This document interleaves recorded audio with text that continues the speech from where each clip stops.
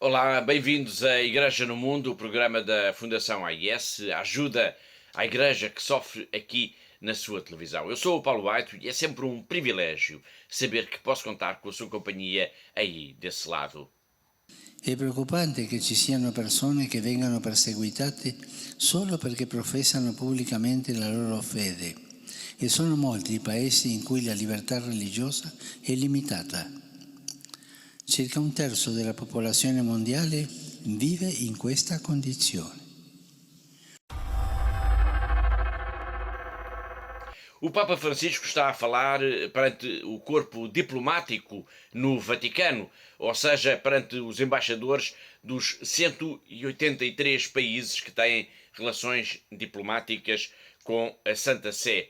Todos os anos, nesta altura, o Papa faz como que uma análise da forma como a Igreja vê o estado do mundo, as crises, os problemas e os desafios que se colocam à humanidade. E este ano não fugiu à regra. O importante discurso do Papa, em que falou expressamente da liberdade religiosa e da perseguição aos cristãos, vai ser, claro, um tema de reflexão no programa de hoje.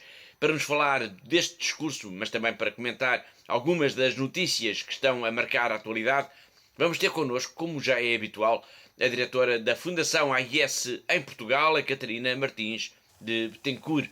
Olá, Catarina. Olá, Paulo, e olá também a todos os que estão connosco neste momento. Menos de uma semana depois deste discurso do Papa, de que vimos agora um excerto, ocorreu um brutal ataque na Nigéria, numa paróquia na diocese de Mina, em que um padre foi queimado vivo e outro foi ferido a tiro. E no mesmo dia, estamos a falar de domingo 15 de janeiro, houve também um ataque armado a uma igreja protestante na República Democrática do Congo, com pelo menos 10 mortos e dezenas de feridos. Dois ataques, dois países de África e o mesmo sinal de que a comunidade cristã está mesmo na mira de grupos terroristas, de malfeitores. Na próxima semana nós contamos apresentar aqui em detalhe o que aconteceu nestes dois países, mas para já vamos até à Nicarágua. E tal como dissemos aqui na semana passada, o bispo de Matagalpa vai mesmo ser julgado. Essa é a principal conclusão da audiência preliminar que se realizou no dia 10. Ficou também a saber-se, Catarina, que o bispo vai continuar detido. Sim, essas são de facto as duas principais conclusões desta primeira audiência no Tribunal de Manágua. Não se sabe ainda, pois não foi ainda divulgada a data do início do julgamento, em que Dom Rolando Alvarez irá responder pelas acusações de conspiração contra a integridade nacional e também pela propagação de falsas notícias. Na audiência de terça-feira foi confirmado também o mandado de captura contra um sacerdote que está fora do país. Sim, também já se esperava isso, Paulo. Portanto, o Tribunal aceitou as acusações contra o padre Uriel António Valerras, que é o responsável pela paróquia de Jesus da Divina Misericórdia, na cidade de Sebaco. Na prática, Paulo, este padre enfrenta exatamente as mesmas acusações de que o bispo, ou seja, a conspiração contra o Estado e também difamação. As autoridades, então, emitiram um mandado de captura internacional porque ele está fora do país, portanto, isto quer dizer que ele irá ser julgado à revelia. Esta audiência ocorre depois de, a 13 de dezembro, o Tribunal ter admitido as acusações formuladas pelo procurador do Ministério Público contra Dom Rolando Alvarez, de 56 anos, bispo de Matagalpa e também administrador apostólico da diocese de Estelí. Com a confirmação de que há matéria, de facto, para o julgamento, abre-se aqui um momento histórico. É que, Catarina, Dom Álvares é o primeiro bispo a ser preso e julgado desde que Daniel Ortega regressou ao poder. Exatamente, desde 2007. Portanto, este julgamento, ou melhor, a prisão e agora o julgamento do bispo é de facto um sinal evidente da deterioração das relações entre a Igreja e o governo de Nicarágua. E importa aqui recordar uma vez mais aos nossos telespectadores que juntamente com Dom Alvarez, que foi preso na madrugada de dia 19 de agosto do ano passado, foram também detidos outros 6 padres, pelo menos 6 padres, seminaristas e leigos que estavam com o bispo na altura no Palácio Episcopal. 6 detidos e até ao momento desconhece quais são as acusações que há contra eles. Entretanto, a Diocese de Matagalpa pediu aos fiéis que rezassem por Dom Álvares, que é neste momento, como eu dizia, um dos rostos mais visíveis da perseguição à Igreja pelo regime de Daniel Ortega. Sem dúvida, Paulo, e o julgamento irá acentuar isso, mas importa não se esquecer de que, antes do bispo ter sido colocado em prisão domiciliária, já o governo de Daniel Ortega tinha colocado a Igreja como que um alvo a abater, digamos desta forma. E só isso, assim, se consegue explicar, por exemplo, a expulsão do Núncio Apostólico, a expulsão das Missionárias da Caridade, que é a congregação fundada pela Santa Madre Teresa de Calcutá, tal como a expulsão de outros religiosos, sacerdotes e também o encerramento do canal de televisão da Conferência Episcopal, assim como de 6 rádios católicas. E tudo isso aconteceu durante o ano passado, ainda recentemente, em novembro, foi publicado um relatório, Nicarágua, uma igreja perseguida, da responsabilidade da advogada e investigadora Marta Patrícia Molina, em que se faz um levantamento dos ataques contra a igreja entre abril de 2018 e outubro de 2022. E foram contabilizados, Catarina, quase 400 ataques. Sim, foram contabilizados exatamente 396 ataques contra a Igreja Católica na Nicarágua, e entre os episódios documentados há relatos de profanações, de roubos, de ameaças e até discursos de ódio. E, portanto, durante este período foram vários os bispos, os padres, as irmãs e os leigos que foram visados pelas autoridades. E um deles, obviamente, foi Dom Rolando Álvares, que está detido desde 19 de agosto do ano passado. Mas antes da prisão, já a polícia andava a persegui-lo, a rondar os seus passos, a intimidá-lo. Isto a tal ponto que, a 20 de maio, o bispo decidiu gravar um pequeno vídeo a denunciar o que lhe estava a acontecer e a anunciar em protesto que ia mesmo começar uma greve de fome. Vale a pena agora recuperar essas palavras do bispo. Lamentablemente, en esta ocasión me dirijo a ustedes para compartirles que hoy he sido perseguido durante todo el día por la policía sandinista, desde la mañana hasta estas horas de la noche, en todo momento, durante todos mis movimientos del día. Al final de la tarde, encontrándome en la casa de mi sobrina, he ido directamente a preguntarles a los oficiales de la policía por qué me persiguen y me han informado que ellos obedecen órdenes. Les he también dicho que se comunicaran con el primer comisionado para informarle que ya por hoy era suficiente esta persecución, que esperaba después de cenar en casa de mi sobrina, que ellos también pudieran estar descansando.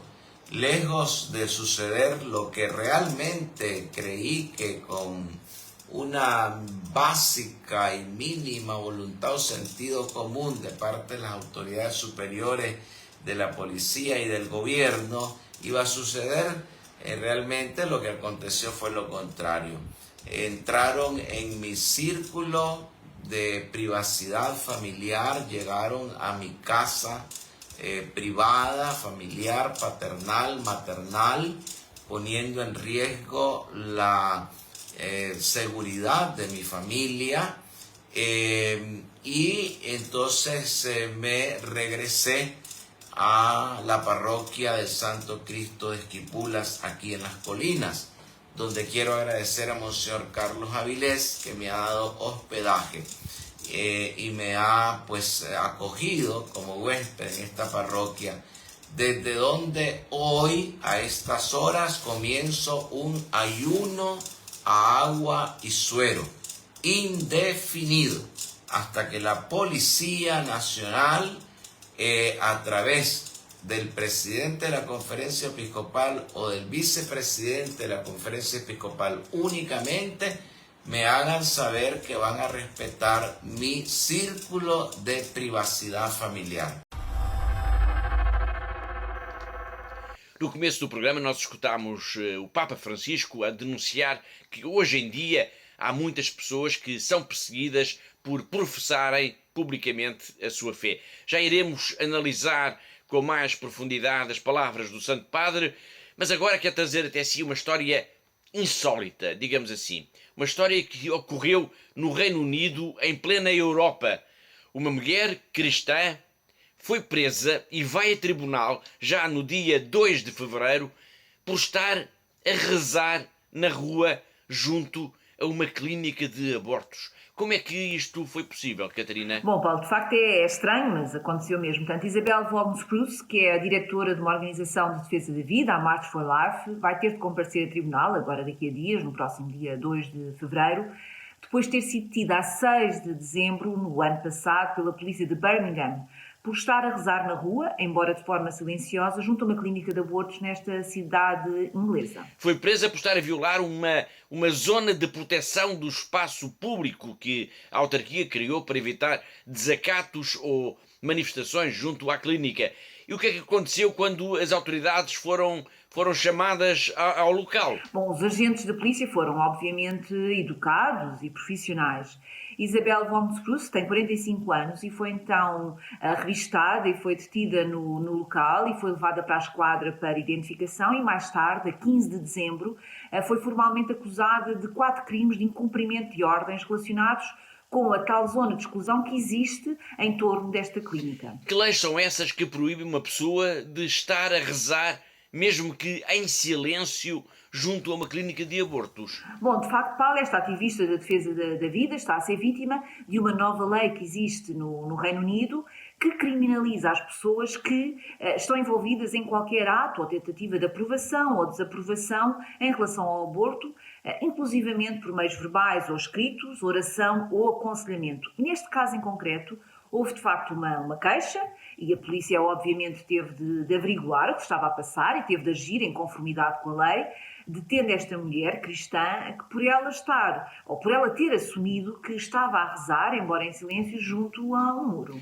Foi presa por estar a rezar em silêncio. É importante sublinhar esse ponto. Ela não estava a segurar nenhum cartaz, não estava a gritar palavras de ordem, não estava a incomodar ninguém, nem possuía sequer qualquer elemento identificador. Estava apenas no passeio, em silêncio, a rezar, tal como explicou ao agente da polícia que a abordou em resposta a uma denúncia apresentada às autoridades. Nós temos o registro desse momento. Vamos ver. What are you here for today? Physically, I'm just standing here. Okay. Why here of all places? I know you don't live nearby. But this is an abortion centre. Okay, that's why you're stood here. Is you standing here part of the protest? No, I'm not protesting. Are you praying? I might be praying in my head out loud. So I'll ask you once more, will you voluntarily come with us now to the police station for me to ask you some questions about today and other days where there are allegations that you've broken public spaces protection order? If I've got a choice, then no. Okay, well then you're under arrest on suspicion of failing to comply with the Public Spaces Protection Order, which is under the Antisocial Behaviour Crime and Policing Act 2014. Now, I'll caution you again, you do not have to say anything. It may harm your defence if you do not mention when questioned something which you later on in court, anything you do say may be given evidence. Do you understand the caution? I do, yes. Your arrest is necessary in order for the prompt and effective investigation into the offence. What that means is so that I can ask you some questions because you want to commit voluntary, and also to protect vulnerable people, mainly service users in the clinic. Okay, so you'll accompany us now to the police station. You'll get booked in front of the custody sergeant, and then if you want a solicitor, you can have a solicitor on the limb for you. Okay. I don't intend to handcuff you, but obviously my colleague will search you because you're going to get into a police car and make sure you don't have anything that you can harm us or you can use to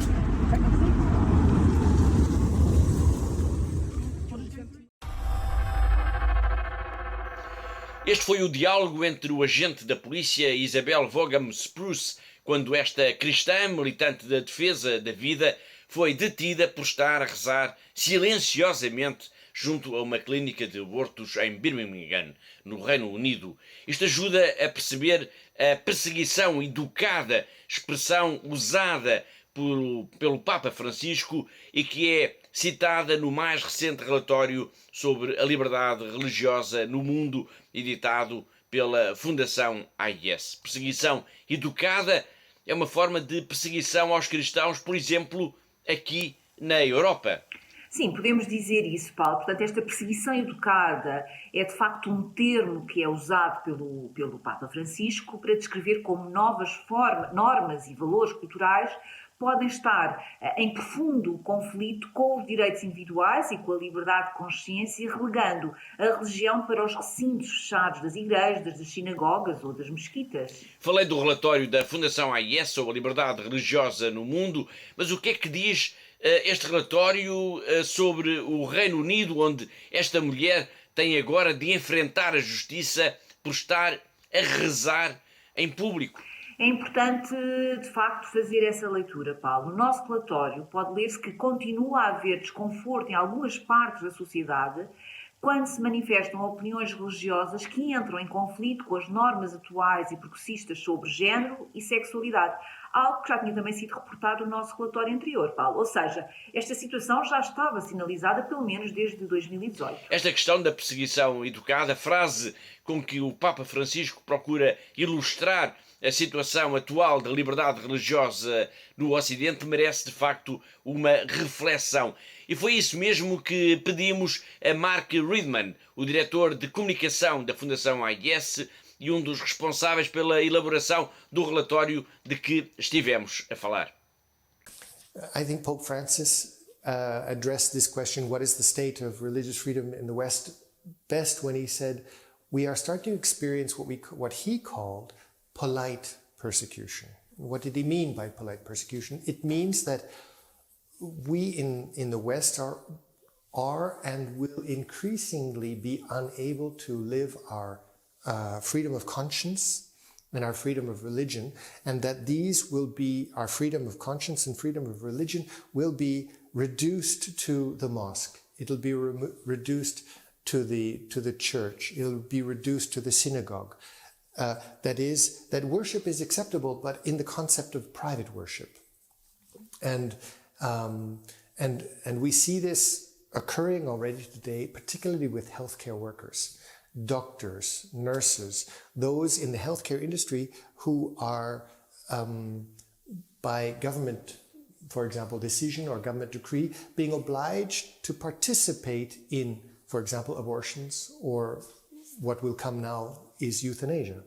And the challenge for these healthcare workers is that they don't have the ability to say, I don't agree with this. According to my conscience, I cannot perform this act. And yet they are being either called to or called to find a replacement who will do this in their stead.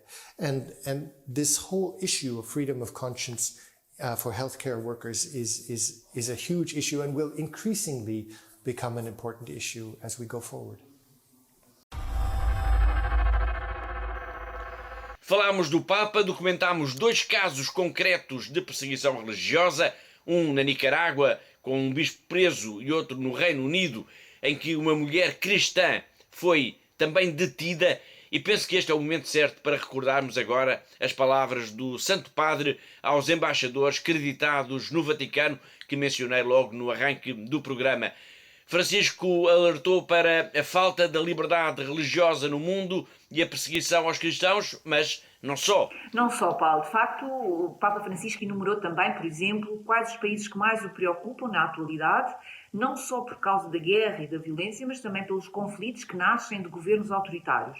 De qualquer forma, o discurso ao corpo diplomático, que aconteceu na manhã do passado dia 9 de janeiro, ficará também como um marco pela sua posição face à questão da liberdade religiosa. Portanto, o Santo Padre lembrou, por exemplo, que em cada 7 cristãos, um é perseguido por causa da sua fé e que a defesa da liberdade religiosa está intimamente ligada também com a defesa da paz. Em comum a praticamente todos esses países, e o Papa falou, entre outros, da Etiópia, do Iémen, Burkina Faso, Mali, Nigéria, e ainda Sudão do Sul, Chad e a Guiné, entre outros, há a urgência de se encontrar caminhos de paz para questões concretas de conflitos. Precisamente, e o Papa falou de alguns casos concretos que considera preocupantes, como, por exemplo, o aumento da violência entre palestinianos e israelitas. Falou da situação do Cáucaso ou ainda da Península Coreana e voltou também a referir que a humanidade está a viver uma terceira guerra mundial em pedaços, avisando também que a ameaça nuclear, que ultimamente voltou a estar muito na ordem do dia por causa da guerra da Ucrânia, é algo de imoral. E que palavras teve o Papa para a situação na Ucrânia? Foram palavras fortes, Paulo, mesmo muito fortes de condenação da guerra. O Papa falou da Ucrânia e do rastro de morte e destruição que está a ser causado com ataques a infraestruturas civis que levam as pessoas a perder a vida à fome e também ao frio. No discurso de quase 40 minutos, o Papa Francisco falou ainda do Brasil, que vive tempos conturbados, referiu as viagens ao Sudão do Sul e República Democrática do Congo, que visitará daqui a dias, de 31 de janeiro a 5 de fevereiro, e fez uma menção especial também à China. O que é que disse o Papa, Catarina, sobre o acordo entre a Santa Sé e Pequim? Bom, o Papa de facto fez uma menção especial à República Popular da China e este acordo provisório entre a Santa Sé e Pequim para a nomeação dos bispos católicos, um acordo que foi rubricado já em 2018 e foi depois prorrogado por mais 2 anos. E ele disse que espera que esta relação de colaboração se possa desenvolver em prol da vida da Igreja Católica e do bem do povo chinês. Muito bem, obrigado uma vez mais, mas o foco da nossa atenção sobre este discurso do Papa ao corpo diplomático é, claro, a questão da liberdade religiosa e da perseguição aos cristãos. Muito sinteticamente, Catarina, que disse o Papa sobre estas duas questões? Bom, há uma frase, Paulo, que eu destaco e que, no fundo, sintetiza de alguma forma o pensamento do Papa Francisco, que é quando ele diz que a paz existe também que se reconheça universalmente a liberdade religiosa. E o Santo Padre ainda acrescentou que é preocupante haver pessoas, hoje em dia, no mundo, que são perseguidas apenas porque professam publicamente a sua fé. E disse que também é preocupante haver tantos conflitos ou tantos países onde a liberdade religiosa é tão limitada. Aliás, Catarina, o Papa referiu que mesmo algumas estatísticas que também podemos encontrar nos diversos relatórios produzidos pela Fundação AIS. Sim, o Santo Padre lembrou, por exemplo, que cerca de 1/3 da população mundial vive em países onde não há liberdade religiosa plena e mencionou também o facto de haver estatísticas que indicam que em cada 7 cristãos, 1 é perseguido por causa da sua fé. Em 7 cristãos no mundo, 1 é perseguido. A crueza destes números, desta estatística, é de facto poderosa, fala por si mesmo.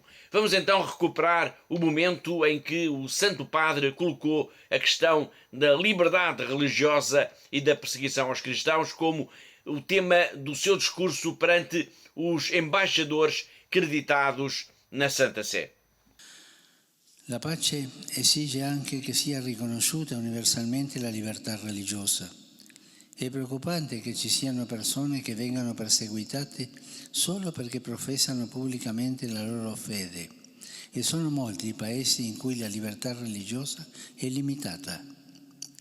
Circa 1/3 della popolazione mondiale vive in questa condizione. Insieme alla mancanza di libertà religiosa vi è anche la persecuzione per motivi religiosi. Non posso non menzionare come alcune statistiche dimostrano che un cristiano ogni 7 viene perseguitato.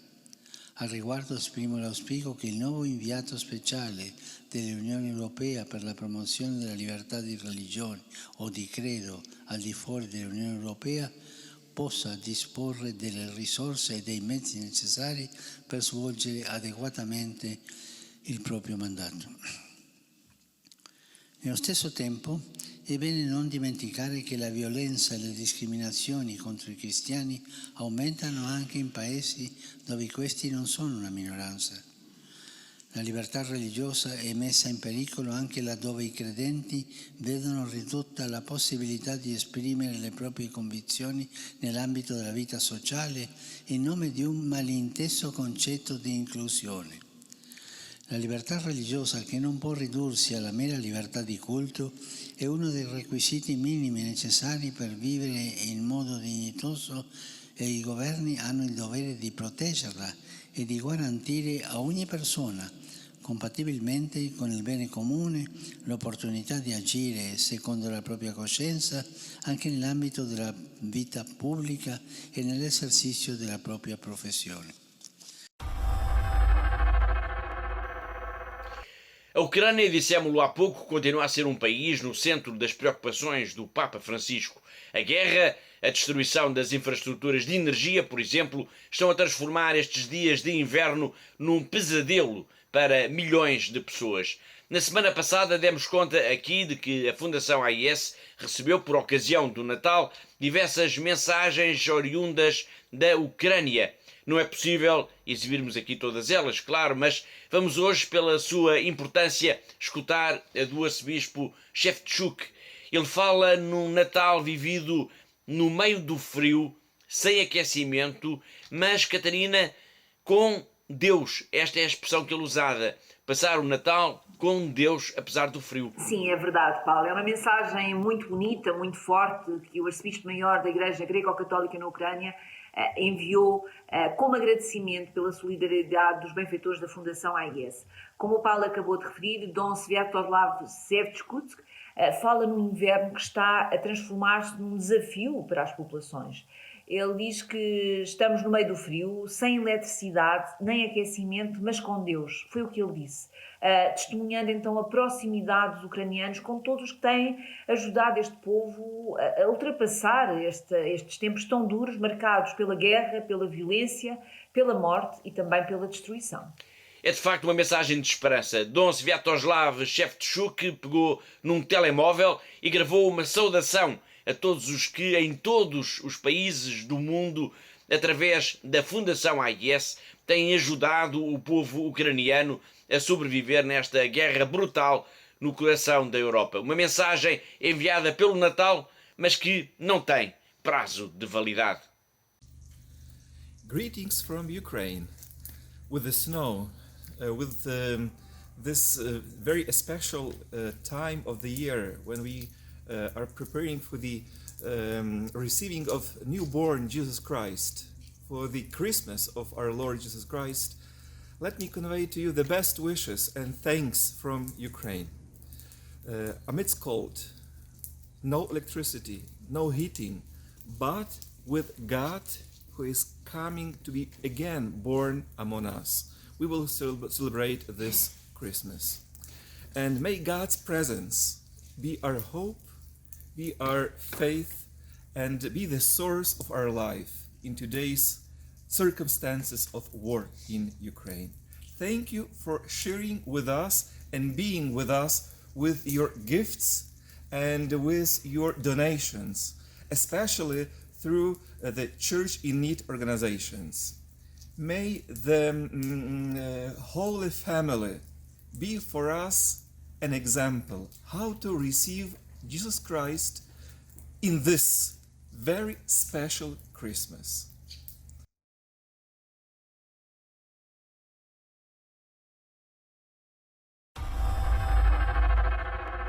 E da Ucrânia em guerra vamos agora até à China, na Ásia. Vamos ao encontro do nosso correspondente em Macau, o jornalista José Miguel Encarnação, que todas as semanas nos traz sempre um olhar muito atento sobre a vida da Igreja nesta diocese, nesta região do globo, agora que entramos no ano de 2023.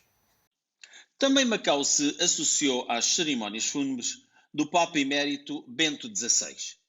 No dia 5 de janeiro, ao final do dia, na Sé Catedral de Macau, o bispo de Macau, Dom Stephen Lee, presidiu a missa de Requiem pelo Papa Emérito.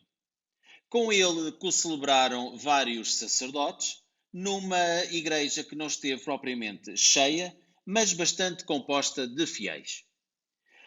Logo a meio da tarde, a Diocese de Macau providenciou um ecrã gigante, sendo que alguns fiéis estiveram reunidos para assistir às cerimónias em Roma, na Praça de São Pedro. No final dessa transmissão televisiva, foi então o momento em que foi celebrada a missa de Requiem, em que, no final da mesma, muitos fiéis passaram pelo retrato de Bento XVI, ali se curvaram com humildade, dedicando ao Sumo Pontífice as suas orações. Foi José Miguel Encarnação, o nosso correspondente em Macau, na China, e assim chegamos ao fim da primeira parte do nosso programa. Na segunda parte vamos continuar a fazer o balanço do ano que passou, no que diz respeito à questão da perseguição aos cristãos. Um balanço assustador, pois mais de uma centena de padres, irmãs e bispos foram mortos, raptados ou presos, e tudo isto durante os 12 meses de 2022. Mas para já vamos fazer um breve intervalo. Nós voltamos daqui a instantes. Até já.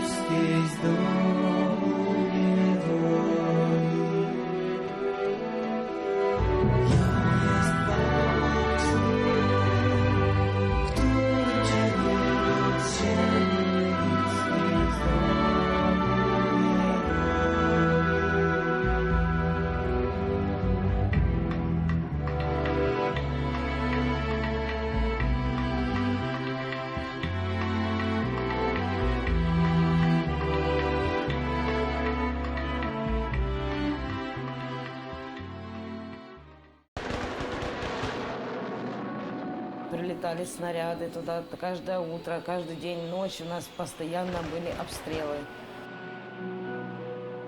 Словами это не передать, как мы жили 22 дня в подвале.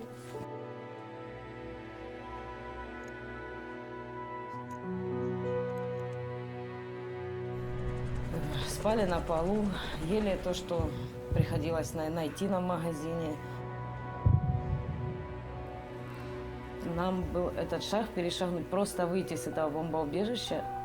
Я не знаю, насколько, но мне надо было спасать своих детей, свою семью. Я взяла иконы, взяла детей, мы всех собрали и начали в ту машину залазить. Нам 9 человек было.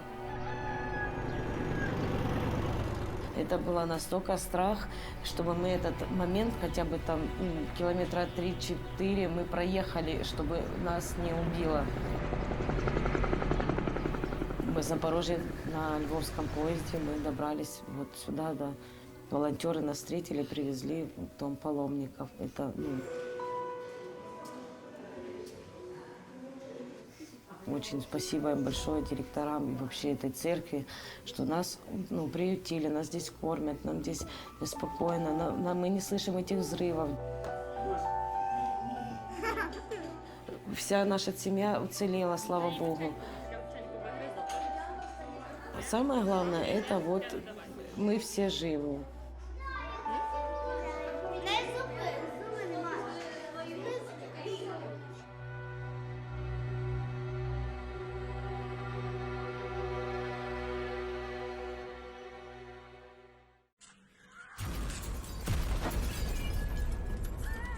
Перше, що були чути вибухи, почали до нас їхати перші біженці. Більшість матері з дітьми.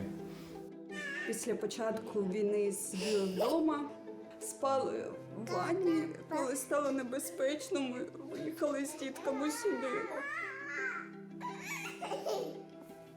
Перших днів війни якось світ змінився в Україні, і ми всі змінилися.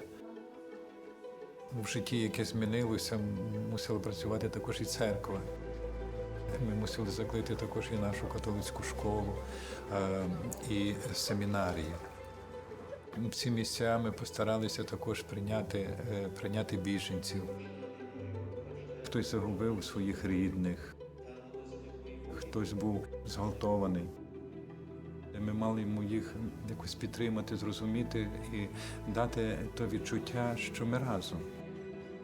Дуже вдячна, що ми Богу, що ми попали сюди, і що зараз ми в безпеці, і о нас заботяться. Дуже вдячна.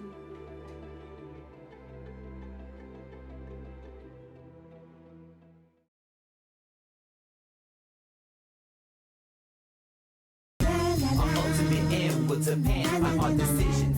Choosing truth or not, with its power and precision to set us free, responsibly for the fullness of love to the end. Set me free, yeah. Our ultimate end will depend on our decision. My ultimate end, or not, with its power and precision to set us free, responsibly for the fullness of love to the end. Set me free, yeah.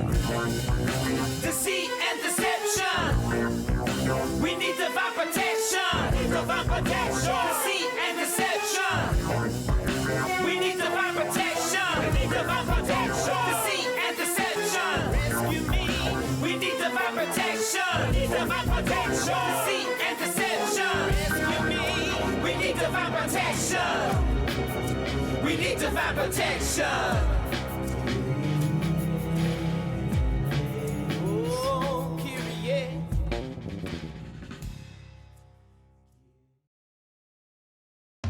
Aikona ulevi, Aikona Jezebel.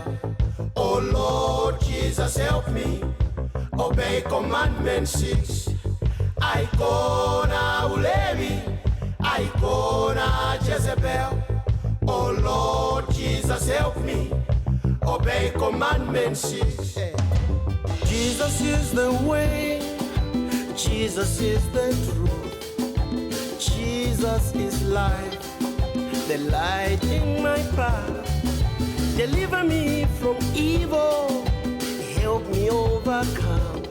Oh Jesus, oh Jesus, oh Jesus, oh Jesus, yeah. I can say, Jezebel. Oh Lord Jesus, help me obey commandment 6. I can see.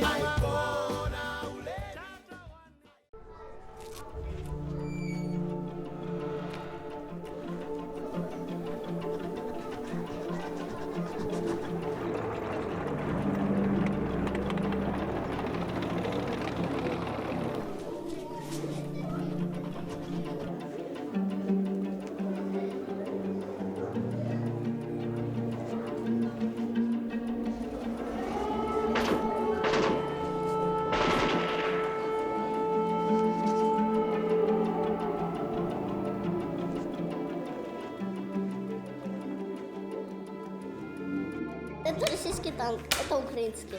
Вот российский, а Россия вот так даже. Вот все, нет России, улетела Россия, типа. Пыль полная стала.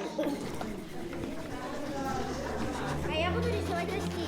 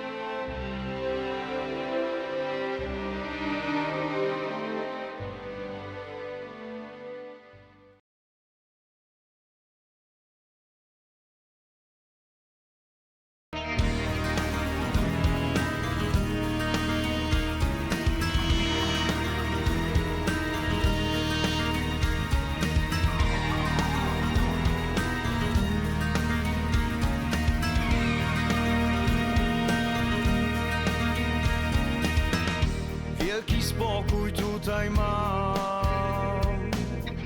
Czuję w tobie cały świat. Twego serca ruch, jak muzyki rytm. Bezpieczeństwo dajesz mi.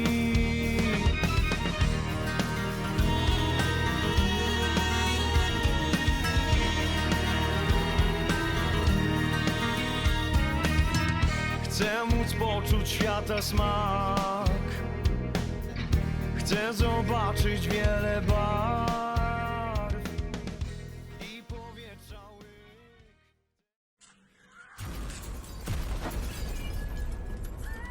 Перше, що були чути вибухи, почали до нас їхати перші біженці. Більшість матері з дітьми. Після початку війни сиділи вдома, спали в ванні. Коли стало небезпечно, ми виїхали з дітками сюди. Перших днів війни якось світ змінився в Україні, і ми всі змінилися. В житті, яке змінилося, мусила працювати також і церква. Ми мусили закрити також і нашу католицьку школу, і семінарії. В ці місця ми постаралися також прийняти біженців. Хтось загубив своїх рідних, хтось був зґвалтований. Ми мали йому їх якось підтримати, зрозуміти і дати то відчуття, що ми разом. Дуже вдячна Богу, що ми попали сюди, і що зараз ми в безпеці, і о нас заботяться. Дуже вдячна.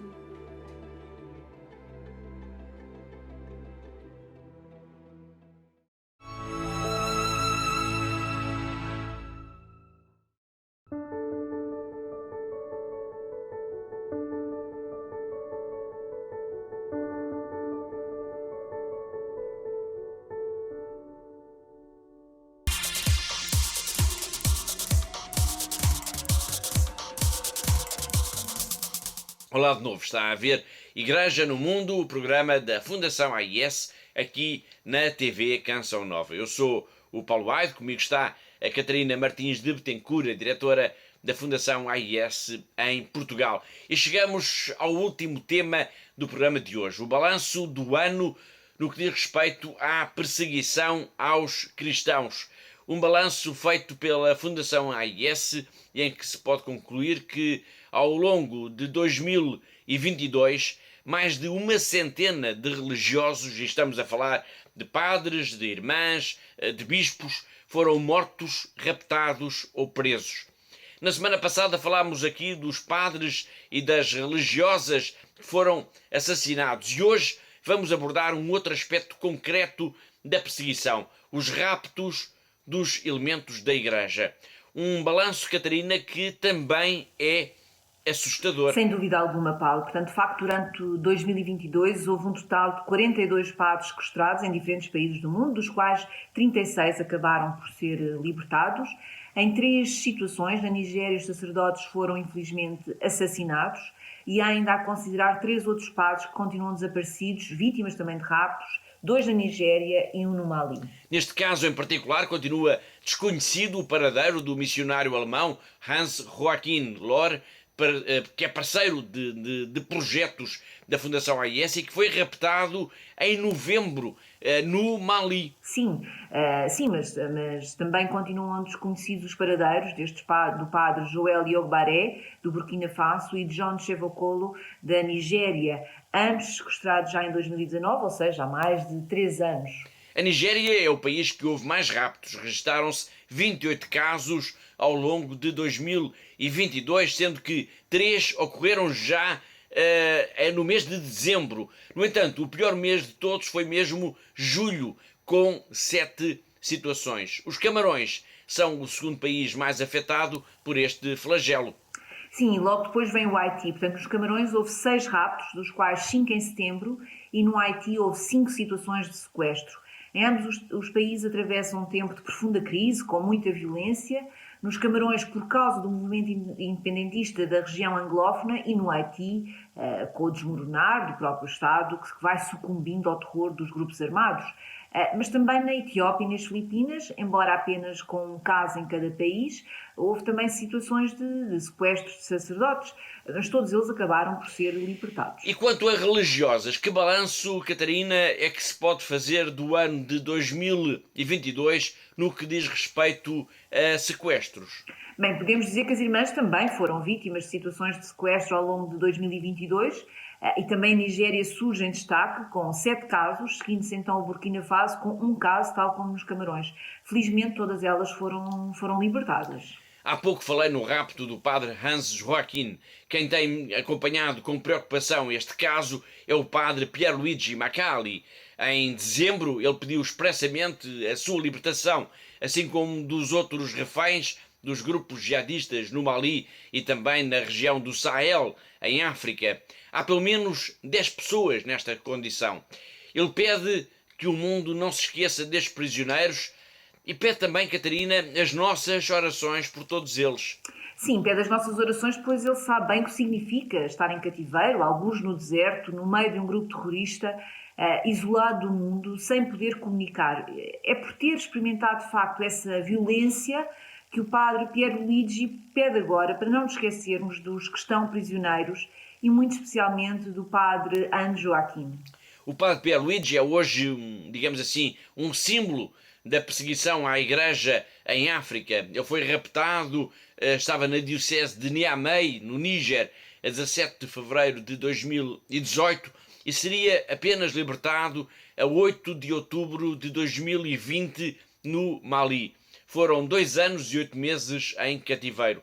Em agosto de 2021, ele veio a Portugal e esteve no Santuário de Fátima para agradecer precisamente a Nossa Senhora pela sua libertação. E explicou então à Fundação AIS qual foi o momento mais difícil, mais duro de todo o tempo em que esteve em cativeiro às mãos de um grupo jihadista no deserto em África. Vamos agora rever esse testemunho.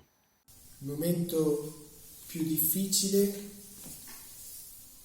credo sia stato quando mi hanno incatenato, ricordo la data, era il 5 ottobre 2018, dopo che ero stato portato in moto attraverso tutto il Burkina Faso.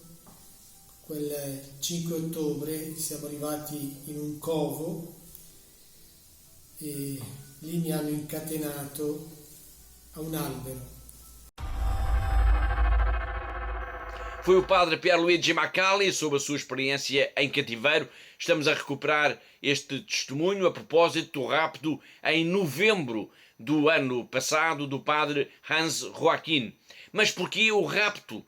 Provavelmente o padre Hans Joachim perguntar-se-á, onde estiver agora, qual a razão por que foi raptado? É uma pergunta que o próprio padre Pierluigi fez muitas vezes a si próprio.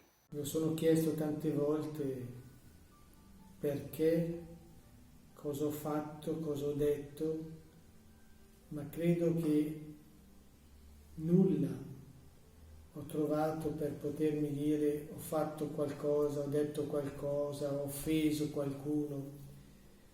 Credo nulla di questo mi rimproveravo, ma credo semplicemente che la missione di Bomoanga è una missione isolata dove è facile prendere qualcuno e sparire nella brousse, nella savana. Non c'è polizia, non c'è nessuno che è a guardia della missione, non c'è un cane come custode, è una missione aperta a tutti. Proprio come stile nostro di missionari è quello di essere in mezzo alla gente, insieme alla gente, con la gente, quindi facile presa di gente che senza scrupoli aveva altre intenzioni. Credo che non hanno guardato se io fossi prete, se io fossi non mi conoscevano per nome, non sapevano chi ero, cosa facevo, perché ero lì, hanno semplicemente visto un bianco e questo per loro era l'emblema dell'Occidente. Ecco, io penso che cercassero un simbolo per alimentare la loro guerra, il loro bisogno di essere riconosciuti a livello internazionale. Ainda não se sabe por que razão foi raptado este padre alemão. Não se sabe ainda sequer quem o fez. Pode ser, como agora nos dizia o padre Pierluigi Macali, que foi raptado por ser um símbolo do Ocidente. Pode ser também por outra razão qualquer. Mas o facto é que o rapto dos cristãos, e muito concretamente de padres e de irmãs, começa a ser de alguma forma algo comum, especialmente no continente africano. Esta é também uma das principais conclusões do relatório que a Fundação AIS publicou em novembro do ano passado. Em todo o mundo, os cristãos são perseguidos e oprimidos em mais países do que qualquer outro grupo religioso. Os sacerdotes são mortos, os fiéis são raptados, as mulheres cristãs são violadas e forçadas a negar a sua fé, as igrejas são profanadas e comunidades forçadas a fugir. Esta última edição do relatório Perseguidos e Esquecidos da Fundação Ajuda à Igreja que Sofre examina a situação em 24 países onde a instituição encontrou provas de graves violações à liberdade religiosa. Perseguidos e Esquecidos concluiu que em 75% dos países sob pesquisa do relatório, os fiéis sofreram um aumento da opressão ou perseguição durante o período em análise de setembro de 2020 a setembro de 2022. Em África, a situação dos cristãos piorou, com provas chocantes de um forte aumento da violência genocida por parte dos jihadistas e outros militantes. De acordo com uma análise independente, entre janeiro de 2021 e junho de 2022, mais de 7.600 cristãos foram mortos na Nigéria, com mais de 40 mortos quando homens armados abriram fogo na igreja de São Francisco Xavier, no estado de Ondo, durante a missa de domingo de Pentecostes. Em Moçambique, o Al-Shabaab intensificou os seus ataques indiscriminados, matando cristãos, esvaziando aldeias de maioria cristã e incendiando igrejas como parte da sua campanha de terror. No Médio Oriente, a migração contínua exacerbou a crise que ameaçava a sobrevivência de três das mais antigas e importantes comunidades cristãs do mundo, no Iraque, na Síria e na Palestina. Na Síria, o Hayat Tahrir al-Sham, uma ramificação da Al-Qaeda, alegadamente deslocou um grande número de cristãos, transformando casas em mesquitas. No Iraque, os números caíram cerca de 300 mil antes da invasão do Daesh em 2014 para apenas 150 mil. E em 75 anos após a criação do Estado de Israel, os cristãos na Cisjordânia diminuíram 18% para menos de 1% atualmente. Na Arábia Saudita e noutros lugares, os cristãos são uma minoria silenciosa e invisível, proibida de exibir cruzes publicamente, e há poucos sinais de mudança no horizonte. Na Ásia, o autoritarismo estatal tem causado uma opressão crescente contra os cristãos na Birmânia, China, Vietnã e noutros lugares. O país onde se verifica de forma mais grave que a liberdade religiosa e de consciência estão a ser estranguladas é a Coreia do Norte. O nacionalismo religioso intensificou os problemas para os fiéis, incluindo o regresso ao poder dos talibãs no Afeganistão, que viram os cristãos em massa a fugir do país. Na Índia e no Sri Lanka, o nacionalismo religioso tem assistido a ataques contínuos contra as minorias. Grupos nacionalistas visaram cristãos e locais de culto e até a polícia prendeu crentes ou interrompeu as celebrações nas igrejas. No Paquistão, os cristãos e outros não-muçulmanos estão em risco acrescido de assédio, prisão ou violência, o que em algumas partes do país inclui rapto e violação. Perseguidos e Esquecidos é um testemunho em primeira mão. Estudos de casos, análises de países, globais e regionais, sobre a medida em que os cristãos são visados em todo o mundo. Os passos para os ajudar por parte da comunidade internacional têm sido muitas vezes demasiado escassos, demasiado tardios. O seu drama é ignorado, e é assim que em muitos países os cristãos continuam a ser perseguidos. Quebremos o silêncio e façamos tudo o que estiver ao nosso alcance para que não sejam esquecidos.